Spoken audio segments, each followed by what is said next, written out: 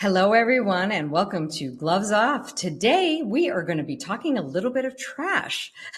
I say that because I was recently on a podcast called Trash Talk with Erin Thomas, and now I get to have her as a guest here today on Gloves Off. And I'm excited because she and I think, have more in common than we realized. Number one, I think we're both bold truth tellers. We will say the things that no one says. And I don't know, I kind of like living life that way because I love saying the things that everyone else is afraid to say. So if you are new here, this is Gloves Off. This is a show where we stop living on autopilot. We start living our life by design. We say the truth. We drop truth bombs. We live unbound. And that's what this show is all about. So, it's already in December, so it's hard to believe that we're already towards the end of the year. And I think the world is really changing. And I think we're going to get into a little bit of this with Erin. I think that things are shifting in the world, meaning that this whole polished exterior, whether it comes to business or personal life, is really starting to fade. People are really looking for authenticity in everyone that they're encountering. So, Erin has done a lot in that space. So she's kind of a person that does a lot, and it's almost hard to put it all down into a format. So I'm going to start listing it because it's probably the easiest way to do it. All right. So as far Erin is a managing strategist, professional writer with 20 years of experience. Too many things for me to remember. She's the founder of Erin Thomas Communications, specializing in messaging strategy for bold entrepreneurs. Hello, here we are, bold entrepreneurs. Experts at helping clients become visible, credible, profitable through aligned and strategic messaging. See, this is where I think a lot of people fall short. And as I mentioned before, she's the host of the Trash Talk podcast, a smart and spicy show that dismantles leadership and personal development cliches. So let's welcome Erin. Hello, Erin. Thank you so much for joining us today. How are you? Hello. I was like, I had to read a lot of it because I'm good. How are you? I'm doing great. Well, I had so much fun on your podcast a couple of weeks ago. It was so much fun, and I enjoyed it. And I think it was during that time where I realized we had much more in common than I might have anticipated in the beginning. And I think that's one of my favorite things about doing podcasts, because you get to know somebody on a much deeper level because you spend, this whole time really just understanding them. Absolutely. I think that podcasting is such a gift that we once didn't have. I mean, it's still relatively new. So it lets us connect on an intimate level with folks that you can't really get through social media and other channels, especially in this virtual age of working. Right, because that's the thing. Everything is so virtual. And even though you and I live on different coasts, just doing that one podcast, even though we haven't met in person, we met through a mutual connection, it allowed us to understand that we have so many synergies. So, one of which was I really believe in being my authentic, unapologetic self. And I think we talked about this on Trash Talk, that most people compartmentalize where they have this business persona and a personal persona. And I lived that life for many, many years as an ear, nose, and throat surgeon, where the surgeon persona was one thing, but the real me, well, I actually kind of didn't even know who that was, because you spend so much time in one persona that you don't have enough time in the other. It gets to the point where you forget who you really are and become very disconnected. So I imagine you probably felt some version of that as well. I have. And I think to some degree, all people have felt that, especially women, because I think there's the expectations that we are supposed to be certain ways. And that was something that you and I talked about multiple times in terms of professional life versus personal versus parenting.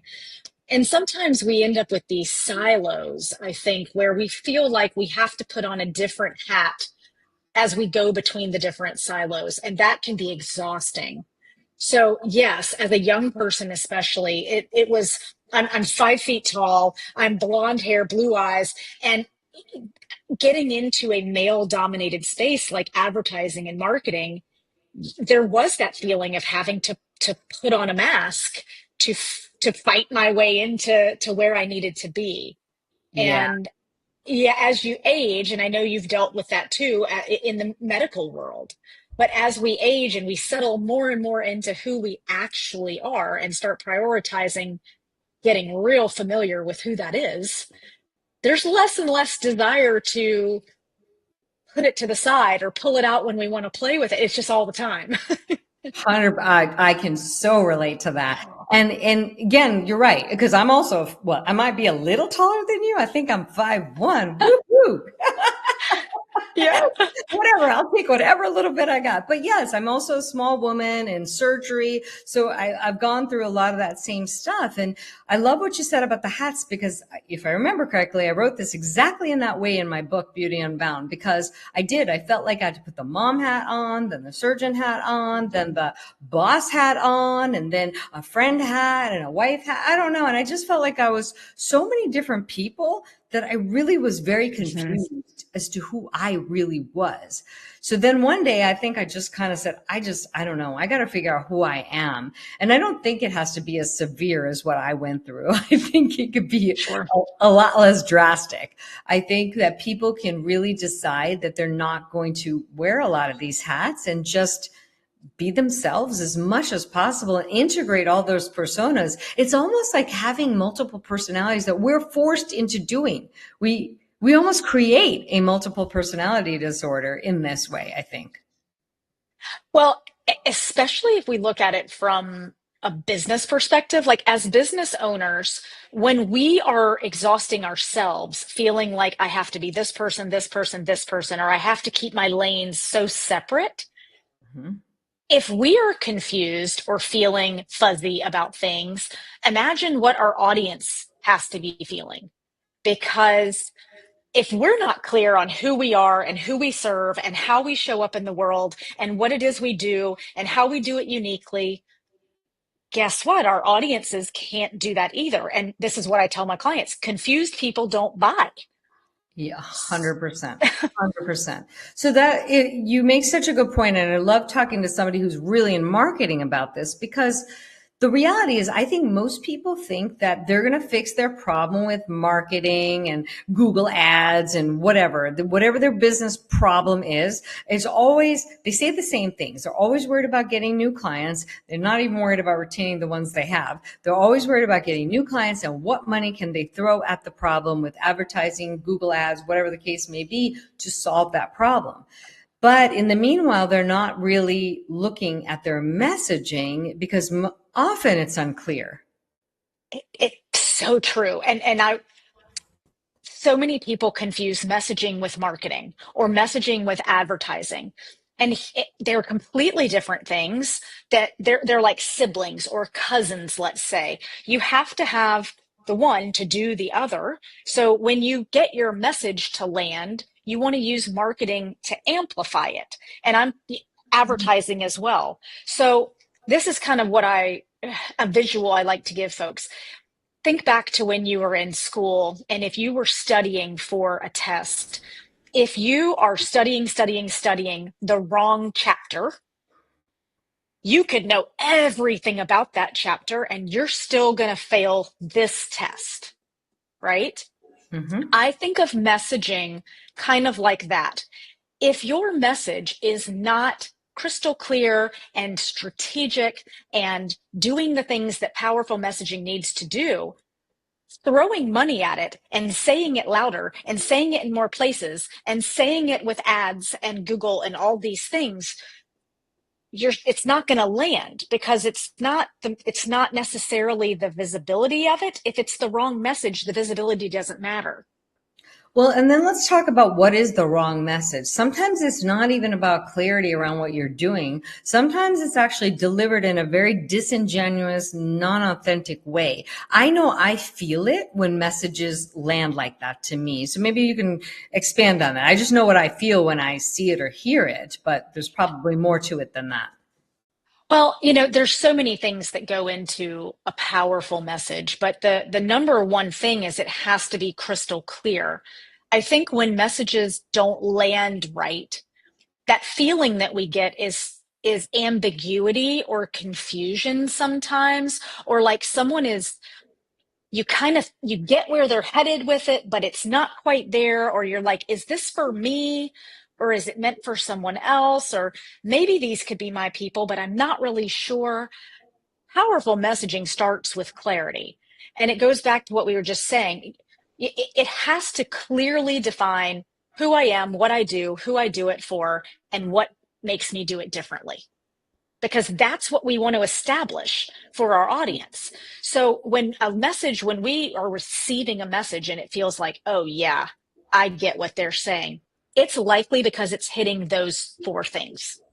That makes complete sense. And, I think there's another layer of it where some messages are not meant to land at the wrong people. Yeah, they're not.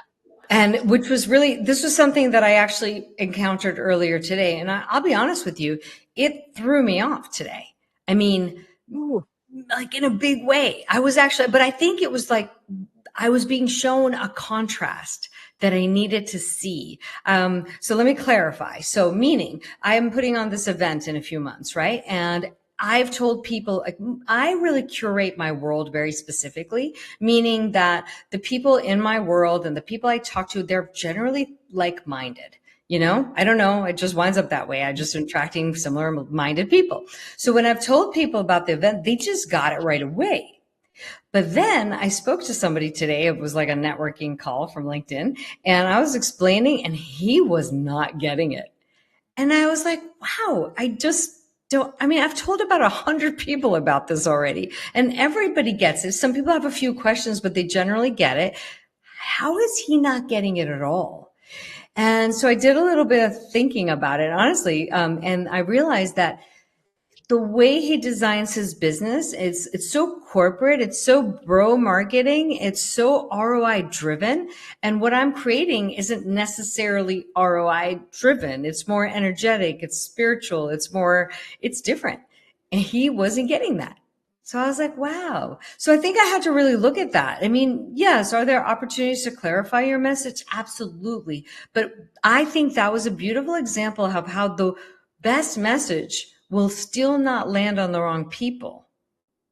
Sure. And I think this is a great point to get into, because good messaging acts like a magnet in the sense that it attracts the right people and it often repels the wrong. And that can be really scary because sometimes, especially as women, we either think everyone could benefit from our service, or we don't want to hurt anyone's feelings, or we don't want to offend anyone. So we have a tendency that we don't want to say anything that could prevent people from coming. But true good messaging does repel people.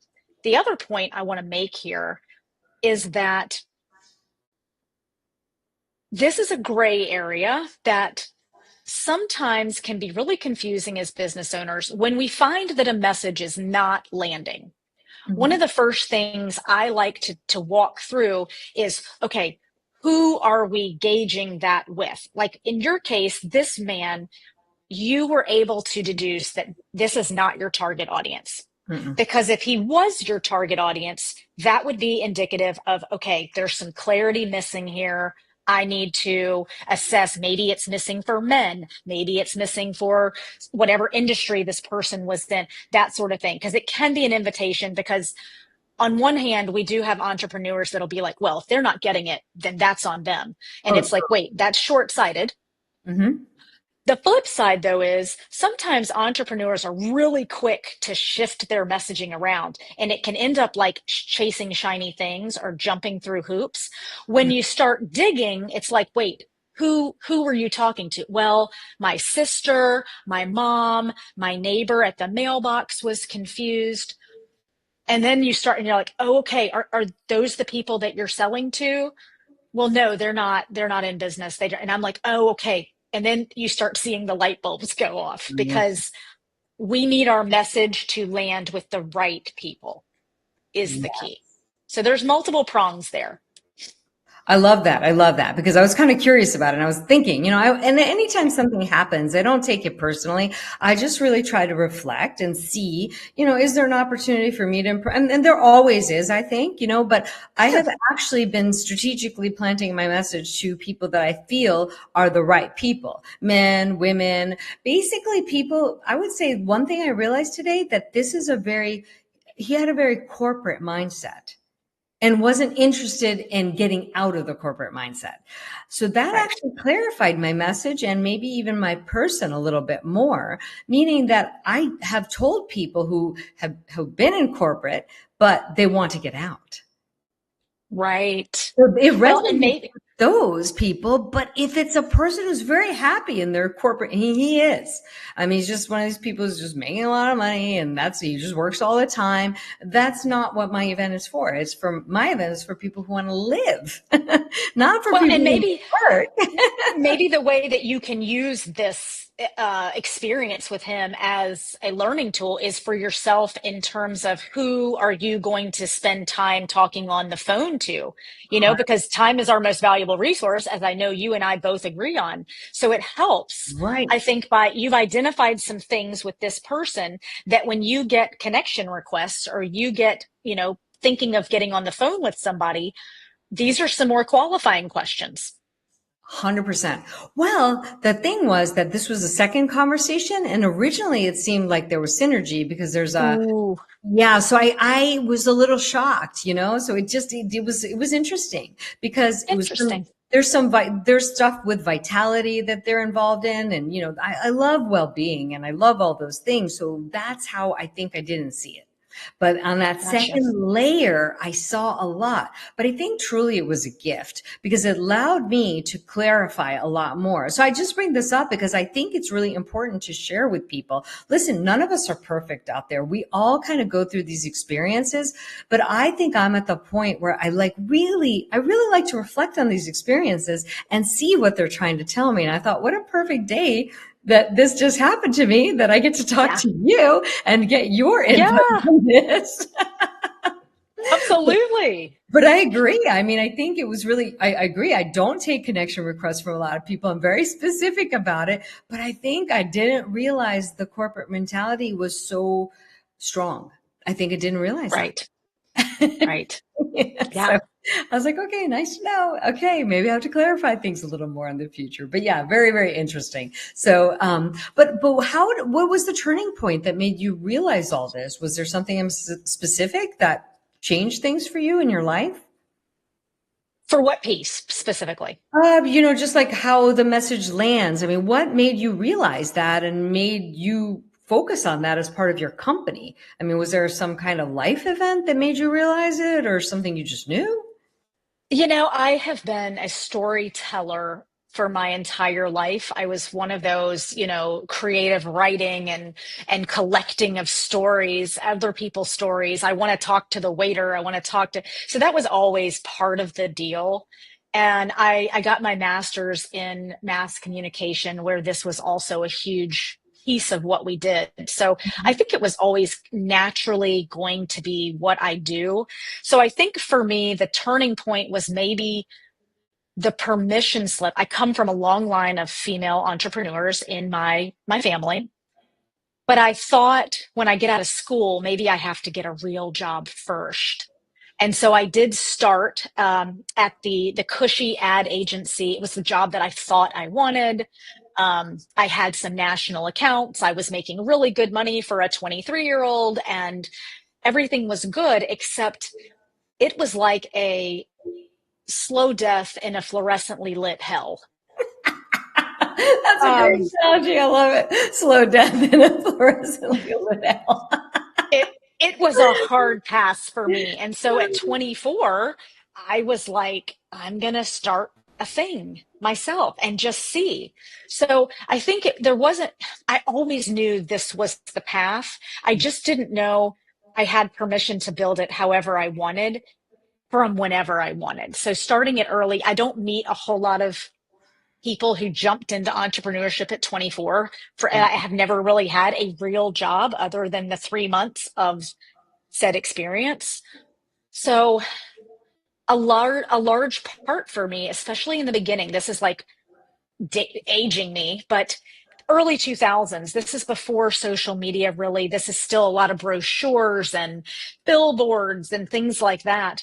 Um, it was educating people, the power of their own story, the power of a message that lands. That how do you do this in a way, like if you don't want a billboard on the interstate, How else can you share your message? And why does it matter? And how does connection filter into making money? And how can it help you be profitable? Mm. Yeah, makes a lot of sense. Makes a lot of sense. I love what you said. I mean, you're right. At 24, it's really hard to go against the grain. I think as we get Yeah. older, it becomes a little easier. Interestingly enough, I have a son who's almost 24, and he's experiencing exactly the same thing. But in that moment, I think it could have gone either way, meaning that if I was a traditional parent, I could have been forcing him to stay in this corporate job. Right. And instead, what I told him was, you know what? This might just be the thing that tells you that you are not cut out to work for somebody else, that you need to be an entrepreneur. And I think he was shocked hearing that. Yeah. Because it's scary. It's like jumping and hoping that the wings come. And some people, like you and me, are very good with that trust. Like, let's leap and trust that the wings will come. But the first time you take that leap, it's very scary, and there's no safety net always. Right, right. But that's a really important thing to note, is that sometimes that that distaste of doing the thing you're doing may not Mhm. just mean that you're lazy or you're just not willing to do it. It may just be that internally, so clearly, even though you can't maybe express it, that you're supposed to be doing something else. Because I know I felt that way in medicine for a long time. And then Yeah. but I had a lot of years and degrees and money put into my degree. So it was really hard to make that decision. But even then, I just did it anyway. I think I can relate because I remember, I opened two businesses at the same time. I considered my messaging business the freelance, and I considered the real business. It was South Carolina's first in-home pet sitting business. Okay. And that's a whole nother story, but it grew over 10 years to be the largest in the Southeast. And I sold it. I had a lovely exit from it. But I remember at 24 thinking, I've got a lot of time and money, both mine and my parents, invested in getting a master's degree and all of these internships and all of these certifications. I mean, Mm-hmm. I was really good at the ad agency job. Mm-hmm. Um, and I remember friends at the time being like, wait, you're going to do what now? You're going to leave all of that to be a pet sitter? And at the time, I remember on one hand, it made me a little tense because I'm like, this may not work. But on the bigger hand, it was like, no, I'm filling a niche that is missing in our society. My husband and I traveled a lot, and if I didn't have family nearby, I don't know what I would have done with my pets. Oh And a yeah. lot of Real, people had the same problem. And it's a so, real no, problem.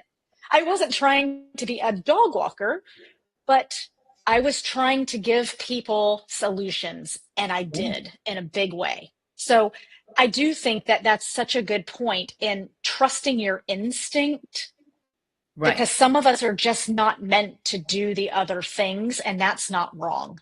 100%. And you may think it looks like you don't use your degree, but I am sure you used your degree in that business. Maybe not in the traditional way that everybody thinks you need to do it, like work in an ad agency, but you had to do marketing for that company. You clearly did something right when you exited that company 10 years later. And probably without that marketing degree, might not have gone as well. 100%. And that was something, and I did a lot of education. As my freelance one grew beside it, I used those two as lanes together because it felt really validating for me several years in to be like, wait, you guys, my advertising is what's kicking this to the next level. I mean, I ended up at the height of the business, I had 30 something employees. I mean, Yeah. it was attracting the right people because I understood marketing. Yeah. So, I mean, that didn't fail you. That degree Yeah, didn't fail trust you. trust the gut here. That's your son. I'm glad that he's exploring and at least considering his options. Oh, 100%. And then that was the thing, because when I left medicine, that was exactly what people said to me. I mean, our stories and our Yeah. paths are very similar. And I know there are plenty of people who also have the same thing. This is why I want to talk about it. But, people will look at you and they'll say, oh, you have this degree, you're not using it. Let me tell you, Do you know I use my degree in what I'm doing every day? The skills that I learned in running my practice, I created an ecosystem within my practice, with all the ancillary services and whatnot. Well, I'm creating just a different ecosystem now, but every Yeah. skill, hiring people managing people, learning about things quickly, learning about health and business, all of that stuff I did in my medical practice, I'm still using today, just in a different way. Yes. It So feels good, doesn't it? it does, and that's what I'm like. So shame on those people who say, "Oh, you're not going to use your Yeah. degree." A degree gives you a higher level of thinking and allows you to think in different Yeah. ways. You don't have to utilize it the way other people tell you to. No, not at So all. I think the world could really use some shifting in those things because unfortunately there are too many naysayers. Thank God there are people like us who won't listen to them, but there are people that will, and it will put them off of their path for a really long time. So I think this is where I Yeah. say, the old adage, if you've got nothing nice to say, keep your mouth shut. Well, I think that's what people should do. Agreed. Agreed. Like, if you have anything nice to say. I mean, everybody was like, "Oh, I don't know. You can't leave medicine. What will you ever do?" Well, hello, I did it. And they're like, "You might Yeah. not be able to make any money." I'm like, "I don't know. I have a medical degree. I'm pretty sure I could figure a lot of stuff out. I did this." So Right. Yeah. it's Yeah. very, Absolutely. very interesting. But this is where I'm saying I think the world is shifting in these areas specifically. I'm not saying it's happening overnight, but I think that me personally, I'm meeting more and more people who are going through this shift and these identity changes, realizing that they can take the leap. And I'm not saying entrepreneurship is for everyone. I know people that are clearly not cut out for it. But in that same respect, I know a lot of people who could be absolutely great at it, but are afraid to take the leap because of what other people say. No, I think you froze. If you said something, I didn't hear you. Well, hopefully it comes back. Same. There we I are. know a lot of Okay. those. And oh, are we frozen? You were frozen for a second. I was like, Hold on. Are you there? okay, darn it. Are you? I can hear you now. Okay. I can hear you. It looks frozen to me. Okay, but I can hear you. Okay. Oh, and I see you now too. Okay. Good. Yes, you were. Technology. Gotta love it. I know. So you were just saying, yes, you agree. And then we got into the whole connection issue. I do. I think so many people, like you said, this shift is happening, and I do see that people are getting more and more confident and comfortable with the idea of forging their own paths. And I think it's a slow burn as we get more and more people. It's not about becoming an entrepreneur, because I agree, not everyone needs to do that. My biggest desire is that everyone would just check in with themselves to see what it is they most want to do, so that no one feels that they're following someone else's path. Totally. God, that's exactly what yeah, we have so much in common. I mean, that's really what that event that I'm creating is all about. Living your life by design. I want people to just not be afraid of getting whatever they want out of life and not being in systems that Yeah. manage them or micromanage them or make them feel like a smaller version of themselves. That's really the thing that I want to see. So whatever that is that you want to do that makes you feel Yeah. like the largest expression of yourself, well, please find a way to do that. Yeah. I think it's very much generational too, and each generation seems to be etching away at that brick of marble. If we go back to the industrial time and the days of factories and baby boomers and that group, where it was very much the goal was to create the American dream, to create this is how you got there, and you went to school and you got the job and you put down roots for 40 years and you retired from the same company, often the same company that maybe your parents had worked for, and that was just how life was done. And I think that each generation since then is kind of starting to question and push back on that because society is so different now than it Hmm. was when that system made sense. Yeah, Um, the way business is done now is so different. We don't need all the cogs in that wheel anymore. that's so true. That is so true. Yeah, I mean, society is really changing at a very, very fast pace. And I feel that, I mean, ever since COVID, a lot has changed, you know?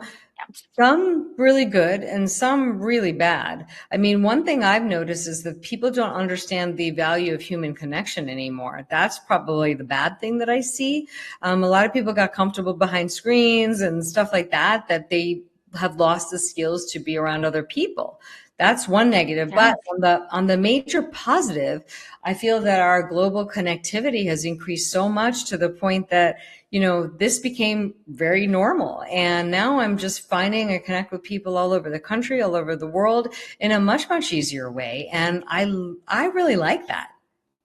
I do too. I think that COVID allowed something that the seeds had already been planted to just flourish. And I think that as a result, the world has never felt smaller in some ways because we have access to anyone, anywhere.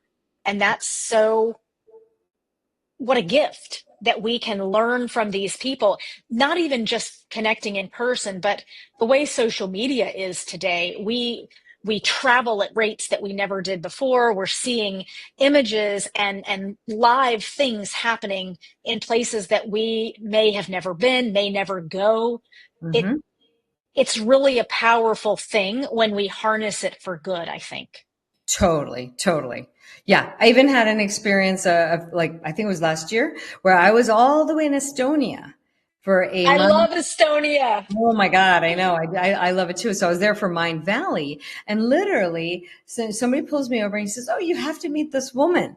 And you know, we start chatting, and you know, can you believe we live 15 minutes away from each other, and we met Wow. in Estonia? And sometimes you just go, "Wow, that's pretty uncanny." Yes, I have a very similar. So we lived in Europe for the last 12 years, Oh yes, up I want to talk until, about well, that. up until this past August. So we are still knee deep in transition phase because 12 plus years on another continent is quite a um thing. It's just such a transition now. But I would meet people there we were in Stuttgart, Germany, and I met multiple people who are from Charleston, where I am now, who just happened to be living there. One of them had a husband who worked with my husband while we're there. It's almost serendipitous. Like, I don't believe we can miss paths that are meant to cross with ours. And I know that sounds a little woo, but No, I believe the in it. the people that we're meant to be doing life with find ways to cross our paths. 100%. I think that is unbelievable. So let's actually talk about that because that was the next thing I wanted to get into is that you have a very interesting trajectory in your life. I think you lived in Charleston before you went to Europe, right? Yes. And then you Yep. just came back to Charleston and now you've got this multi-gen thing going on. So I do. let's talk about what that is. Yeah. Well, I'm from Charleston originally. I born and raised here, went to grad school, never intended to necessarily be based in Charleston forever, but I met my husband who had a great job in Charleston. So it kind of became our home base, and it's where my parents still are. I'm an only child. I have the only grandchild. Wow. So as you might think, moving 5,000 miles away was a very tough thing because my husband and I did it once before we had our daughter. But when we had our daughter and she was 2 and we were moving for a 5-year stint, it it was hard. And it was hard for my parents, it was hard for us, but it felt so good. And the European way of life was so great for us that we signed up for a second one. So we've done a 3-year, a 5-year, and a 5-year stint there. And we happened to be back in the US just for the 18 months around COVID. So it worked out pretty well to be able to isolate with my family. Long story short, we knew that when this most recent stint ended, it was going to be about time to be back. My parents are in their 70s. They're happy, healthy, independent financially, every way. Hmm. Um, but it was important to all of us to think of things proactively instead of reactively. And I've had several friends and colleagues who find themselves in situations where one of the parents, something happens, or there's an injury or an illness, and they're scrambling to come up with a plan from far away. Okay. And so when we first decided, okay, we want to be back in Charleston, my daughter's going to be starting high school, we need to kind of put down some roots and be with family. It it coincided coincidentally, really, where my parents had started giving thought to, they lived in my childhood home still, which was a giant house on an acre of land, and it's just too much for people as they age to Hmm. deal with. So they had started thinking through, what might we do next? Hmm. And that's when this idea, like, what if we come up with a property um, that allows us all to kind of move closer toward our dreams? It had always been our dream to live on the water. We are a very big boating family. Hmm. Um, and my parents had very similar kind of goals. And so it was very special when we started dreaming of what this could look like and being able to do this for them, to do this with them. And it took us about 2 years to find the property because we knew we did not want to live together. We do not live together. We live two homes, same property, Okay. which is perfect. It is the perfect proximity for us. We live like neighbors, not like roommates. We are on a dream property that, again, I'm not big to manifestation, but I feel like we manifested a dream property. It's on the water like we wanted. It has a dock. It's perfect for our family. And I'm not sure Awesome. how we got so fortunate. That is fantastic.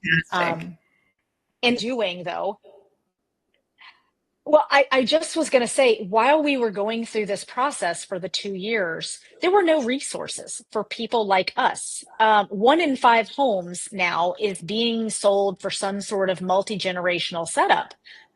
You would think there would be resources that bankers, mortgage brokers, therapists, realtors, every person we would encounter would say, "Oh, I've heard that a lot of people are doing this, but you're my guinea pig."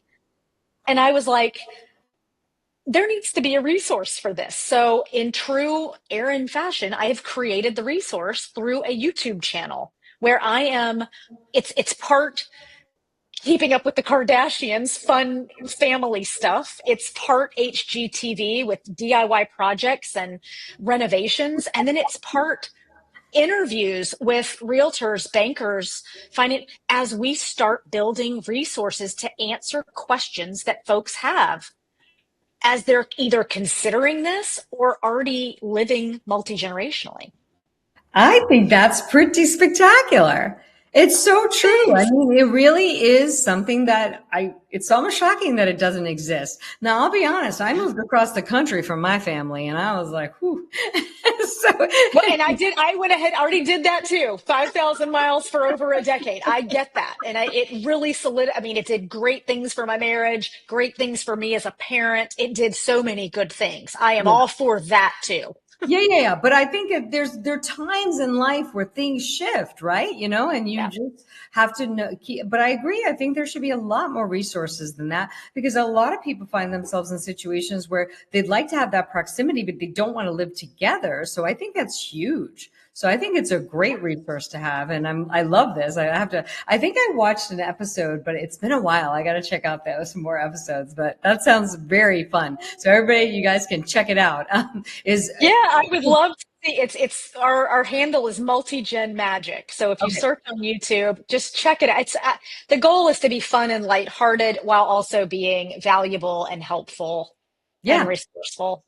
I love that. I love that. I think it's great. It is clear that you're a woman who finds that there's something is missing. I mean, isn't that how all of us entrepreneurs start? We see something's missing that we wish was there, and then we say, okay, well then it's time to create it, right? So you're Yes, clearly doing just that. I love the story. I mean, and really being an only child, I do think makes a big difference because then it does. I I tend to think that only children have pretty close relationships with their family. I don't know if it's always Too. the case, but the ones that I know, it's very common that's actually what I see over and over again. And it's funny because I think the old paradigm was have more kids, but Yeah. I think that the closeness is actually pretty shocking with just the one child. It's really special, and I'm with you. I'm sure it's not all only children, but it No, has been my experience that a lot of times the relationship between an only and the parents is quite unique. And in our case, we are very close. My husband and I are very close friends with my parents. that's Would awesome. choose would choose to do, have traveled a lot together, have, would choose to meet for meals, these sort of things where I know that not everyone has that experience, but I do consider that such a blessing. Yeah. Um, yeah, it's great. I agree. I mean, listen, I would have liked that. It's just not what happened in my life, but Yep. I actually created that the second time. I mean, when I have my children, I'm actually very good friends with my children. And it's Mhm. very interesting how what I didn't get in my childhood, I've managed to create with my children because Yeah. I don't, my children are 27 and 24. In another week, that's what will be their ages. And I am, my parents always treated me like a child, no matter how old I am. And I said, I'm not going to do that. I mean, if I've raised good Mhm. children, I don't need to parent them every minute of the day and tell them what to do. And because I just saw how that made the relationship so terrible and continued to erode the relationship worse and worse every year, frankly. So, I just said I didn't want that. I wanted a good relationship with my children. And yes, I parented them when they were young, but at the age they are now, they're functional members of society. I do not need to tell them what to do. I just give them permission to live their life the way they want. And I love the relationship I have with them. Yeah, and I think it can be easier said than done at times because, my daughter is 13, which is a very wild time a lot of the time because it feels like the Wild West up in here sometimes. But